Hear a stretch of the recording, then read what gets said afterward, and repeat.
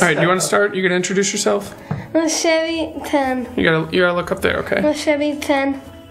I'm Sean Kane. What's our relation, Shelvers? We are BFF. We're brother and sister, and Shelby likes to call us BFFs.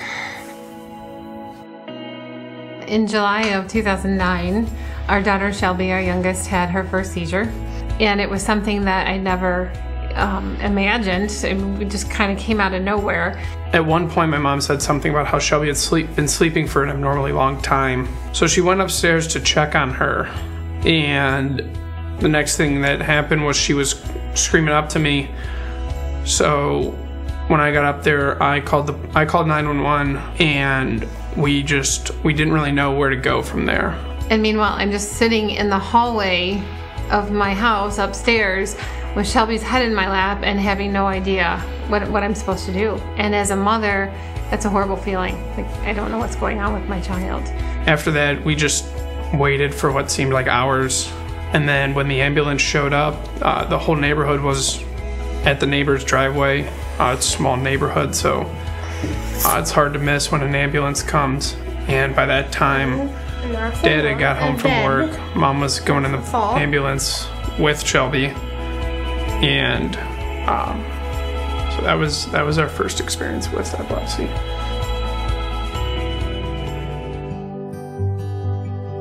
One thing that makes epilepsy as a diagnosis different than some other conditions is that epilepsy isn't something that just affects the individual who has it.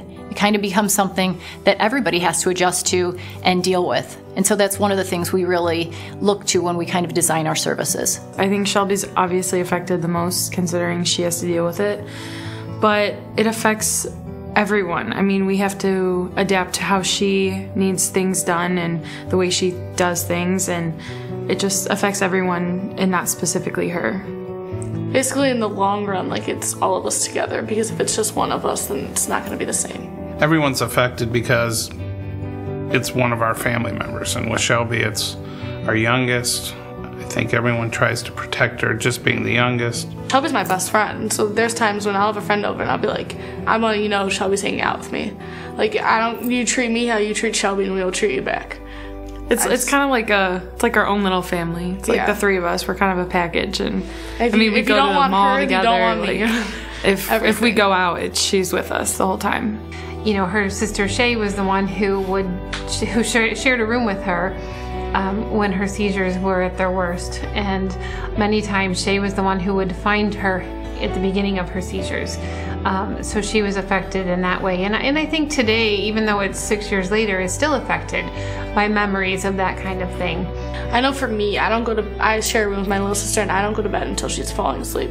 Like 30 minutes past she's asleep, and then I can go to bed. She has a lot of challenges beyond epilepsy also.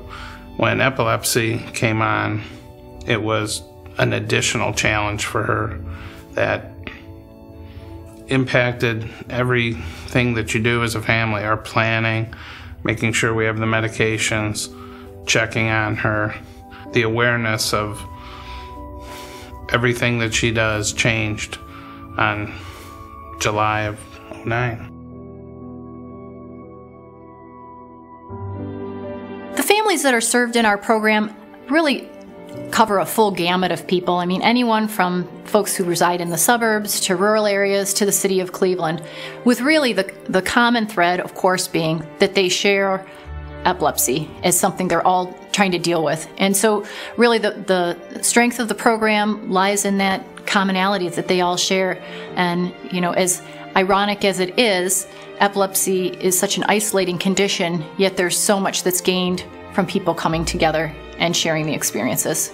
I saw the Epilepsy Association as a good opportunity to do some volunteer work, and, well, it just had a personal connection with me. I had my first seizure when I was I think I was in 3rd grade, I was about 9. And they noticed it when I wrote down some funny answers on a test. I saw the test and I didn't even know what I had written. They diagnosed me with epilepsy, but I've been seizure-free for about 7 years, and everything worked out, and I'm happy to be here today. What the Epilepsy Association does is they're the only ones in the area who have any involvement with epilepsy in the greater Cleveland area. So they do a lot with helping families understand what's going on. You get connections. We met a lot of great people through the organization. Every so often when they do fundraiser. They do a lot of fundraisers to help out, and they do really just helps families with epilepsy to be able to better understand it, be able to live with it better, and not to have it take a huge toll on their normal lives. I just ran into a friend of a friend in a parking lot one day going shopping, and I think I was a mess, honestly. She recommended that I contact somebody who was one of the trustees for the Epilepsy Association that was her friend. And so anyway, I gave it some thought. I contacted her, and then she put me in touch with the Epilepsy Association. One thing I would say as to why the Epilepsy Association is so important is because epilepsy is so misunderstood. You know, when I started, when our daughter started having her seizures, like I said, you know, I had no idea it was a seizure because the only one I experienced was so completely different than what was happening to her. But that was the only education I ever had on it. For the most part, I think people think of epilepsy as just like you're having seizures and you're on the ground, like spazzing out uncontrollably. But I think it's more than that. It's just like I have these absent seizures, which is a completely different type. And I think people need to know like all the different types and how it affects people. I think that a lot of people, there's people out there who have seizures but aren't like, you would never know they have seizures. So I think a lot of people think you can tell that they have epilepsy and like you can tell they have a seizure but just looking at them. And honestly, anyone could have a seizure and you would never know. Until you live with it, it's totally different. Yes. It's different on paper than it is in person. One of the services that we provide at the agency is case management, which is sometimes something people are familiar with and sometimes it's not. Case management is a program that looks at individuals who have epilepsy as well as a mental health condition and individualize their care so that they can pursue their goals and objectives and have a higher quality of life.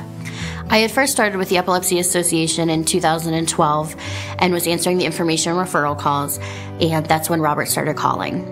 Well, Robert found them on his own when he got his first seizure, and he had to come back home because he was training to be an over-the-road truck driver. And when he got his first seizure and they sent him back home, and he started going on the internet, researching things that, you know, matched up with seizures to see if he could get any help. I remember when I first went to the epilepsy, I went in there with my depression and anxiety. I was kind of shaky. I used to be my hands used to shake a lot. And when I went down there, I was kind of panicking. And they kind of eased how can I say it? They comfort my soul. They ease the pain. They ease me a little bit. You know, they told me, are you okay? Do you need anything? And when I had talked to them, they had helped me with doctor's appointments, Social Security, public benefits, public assistant benefits, and also they helped me with driving back and forth to all my appointments. Doing and finding the Epilepsy Association kind of steered him because he said one of the things that drove him to them was that they were talking about helping him find work. Robert has really turned his life around since starting with the Epilepsy Association, and he is now graduated from the adult case management program and is now looking to go through some schooling so that he can be an X-ray technician. Robert is one of the most caring, generous men that I've ever had the opportunity to know, and it has been such a pleasure working with him and seeing him succeed in all of the things that he's wanted to accomplish. So he did leave a note the one day for his case manager who was helping him. And it says, "Thank you for being patient with me and caring about my illness. Best wishes to you and your family." So that speaks volumes for someone who is dealing with so much in his life to still recognize that we're there for him and to really appreciate the work that's being done. I'm glad people are giving back to epilepsy because I do think it's a really important cause and we need to know more about it, and I think it's really great that people are giving back. The help that they've given my son, and I would recommend them to anybody, to call and go out there and to get the help that you need, and not to be ashamed of asking for help. Because nobody's going to help you if you don't let anybody know you need help. I just want to thank them for all the help that they have given me and still give me. And if I still needed help, I know they would still be there for me if I needed the help. They're tremendous. They really are. I think it's important for the people that have epilepsy, because having a place for them to go and interact with people that do know what it's like and do know how they live, it gives them an outlet, and it just gives them someone to talk to. So when you have someone that does know what you're going through and does understand, then it gives you something to look forward to. It gives you someone to talk to. It gives you a friend. It's just a disease that people don't know a lot about. So it's so important for the association to be around for education purposes, for just a place for people to go, because there's not a lot of information out there. I think the best thing it does, it takes people who are in need and puts them in touch with people that can help. And that's invaluable.